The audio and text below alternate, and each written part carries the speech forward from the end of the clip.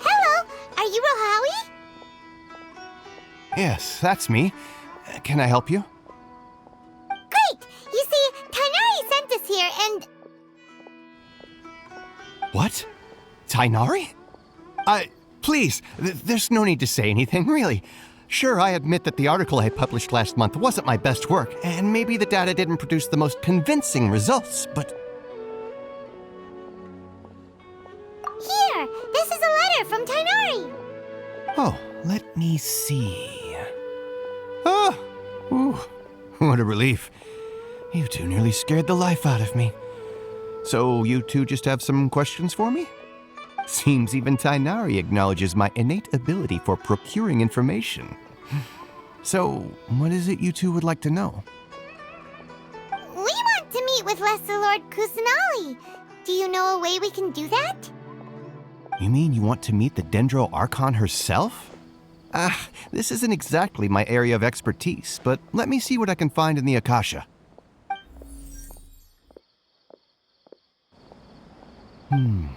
Sorry, the Akasha didn't respond to my query. What? You too? But what about your abilities for getting information and all that? Paimon was sure you'd be able to access more info than we did. Well, as I said, this isn't my area of expertise. I am but a lowly researcher, so the Akasha doesn't see a need for me to know more about the Dendro Archon. All I know is that ever since Lesser Lord Kusanali returned to Sumeru, she's never left the Sanctuary of Surasthana or made a public appearance. Huh. Didn't expect her to be such a mysterious figure. The Dendro Archon is somewhat of a recluse. Perhaps she just doesn't want to entertain visitors, which would explain the lack of information in the Akasha. But then what can we do? No need to worry just yet. I'm only hypothesizing here. You could certainly try asking around and see if anyone else has ideas. And besides, you two should consider the bright side of things. Not being able to see Lesser Lord Kusanali may not be a bad thing. In this world, there will always be information you cannot obtain from the Akasha and things you can never accomplish. Knowing when to yield is a form of wisdom. Take me, for example. It's a miracle if my brain cells can spit out one paper every 3 years. But Tainari? That guy can publish 3 papers in just a single year. Okay. Thanks for your advice. Don't mention it. If you two ever want information about things like who's been promoted within the academia or relations between the 6 great sages, come find me. Hey, come on! This is a survival skill at the academia. Oh, Paimon's expectations were pretty low, but this is so low it's like digging holes in the dirt. So what do we do now? Even if we want to talk to someone, we don't know anybody here. Huh? Like who? Oh, you're right!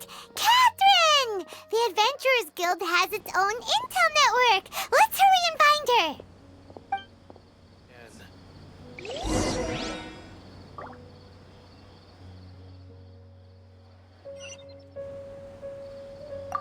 Anything else you'd like to ask about? Sage is the highest rank for an academia researcher. Since the institution's founding, each of the 6 great sages represent the finest mind and leader of their respective darshan. One grand sage is chosen from among the 6 sages to serve as the head of the academia. The current one is Sage Azar of the Rotawahist Darshan.